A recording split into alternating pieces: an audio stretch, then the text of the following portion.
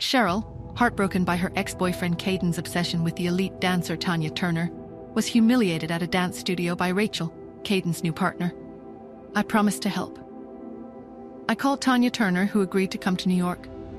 At a dance party hosted by Rachel, Cheryl and I arrived, and tensions flared.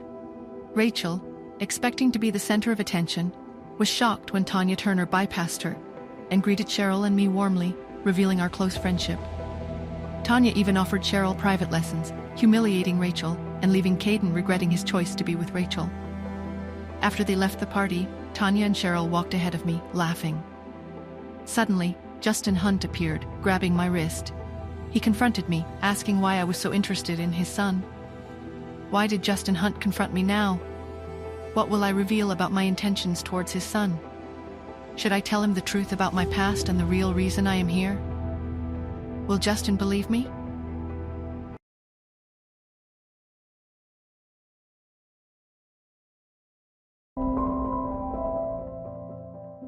We reached the underground parking garage. It was dimly lit and eerily quiet.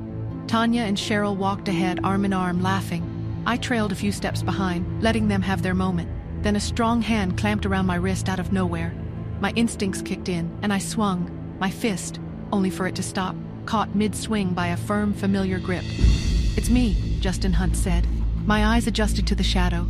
He leaned in slightly. "I just have one question, Miss Smith." "And what's that?" I asked. "Why are you so interested in my son?" Was it time I told him the truth? Puzzled, I slowly replied, "I just find him very adorable and sweet. He's such a sensitive boy, and I feel like I have a connection with him. Do you want to become his mother?" He replied, almost nonchalantly. A smile tugged at my lips. I was his mother. Of course Justin didn't know that. But still, what did he mean by become his mother? I paused. Something about this seemed off. He continued, "Miss Smith, you have a very unique way of confessing your love." I scoffed in exasperation. I found Justin to be narcissistic on a good day, but this was ridiculous. The corners of my lips spasmed, and I immediately replied, "You're mistaken. I'm not asking for me. I'm asking for a friend of mine." And then I just rushed out of his sight, expecting no answer. Meanwhile, at the school, it was 2:30 in the afternoon. Children who'd finished their afternoon snack were allowed to play while the others finished eating. Cherry had always been a very picky eater. After she was done eating the bits of her snack she wanted, she carried her little plate over and handed it to the teacher. Her big round eyes blinked as she said, "Miss Lynn, you've lost so much weight again today. You should eat a little more. When I saved you some of my vegetables." Miss Lynn was indeed on a diet, so Cherry's words hit a nerve. She thought Cherry was such a cute little girl. She couldn't resist her flattery. Miss Lynn rubbed her head gently and said, "Little Cherry is so smart. You're right. I am on a meat-free diet, so I can only eat vegetables, thank you." The other children looked at her enviously. They couldn't believe Cherry was being allowed to skip her veggies. They wanted to do the same. Cherry ran over happily to the play area to wait. She was about to pick up a Barbie when someone snatched it away.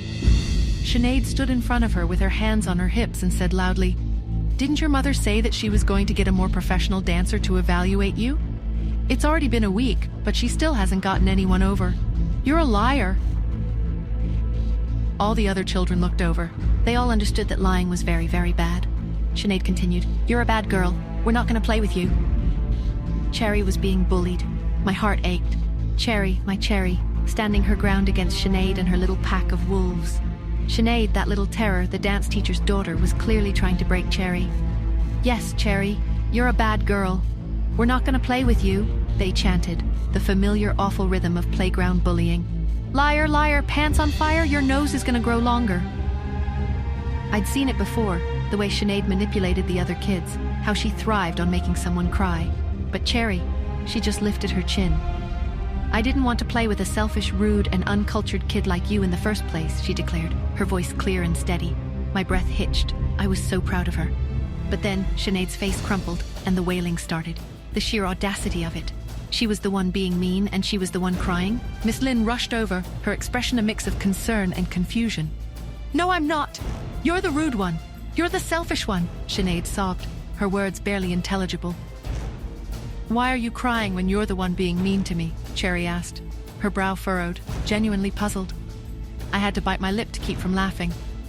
The sheer absurdity of the situation was almost comical. But it wasn't funny. Sinead's power games were damaging. The school bell rang, the sound a welcome interruption. Then, Sinead delivered her parting shot. "You're a liar, and so is your mom. My mom said that if your mom still can't get anyone by tomorrow, you can forget about joining the dance performance." And with that, she was gone, swallowed up by the crowd of arriving parents. Miss Lynn turned to Cherry, her eyes filled with concern. "Will your mommy be able to find you a dance teacher?" The dance performance. It meant so much to Cherry, to both of us. But finding a dance teacher at such short notice, I didn't know how I was going to manage it. I forced a smile, trying to hide the worry gnawing at me. "We'll figure something out," I said, my voice a little shaky. But inside I was panicking. Sinead's mother was making sure that her daughter would have her way. And now, my daughter was paying the price. Sinead's mean words made me really worried. I had to find a dance teacher for Cherry, but I didn't know how. I looked at Cherry, and she was so brave. How could I find a qualified dance teacher in less than a day? Would anyone even agree to take on a new student so close to the performance? And even if I did find someone, could we afford it? More importantly, what would I tell Cherry if she couldn't dance? Would she understand? Or would this experience leave her with a scar, a lingering sense of injustice? And what lengths would Sinead's mother go to keep Cherry out of the show?